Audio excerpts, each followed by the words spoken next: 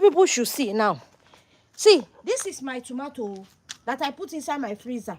The top have started getting spoiled. Bring the second bucket for me. Baba, it's too heavy. What? Please, bring the second bucket for me. Fast.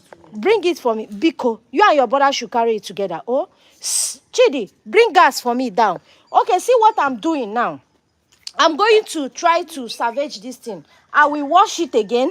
I know those of you on Facebook, you people know when I actually bought this tomato. The day I bought it, I did live. Okay, now they want that money to waste. I cannot save it. I cannot help my life because I'm living in Nigeria. Yet some people will come and tell me that we don't know what God has done for us. Yet they ran away.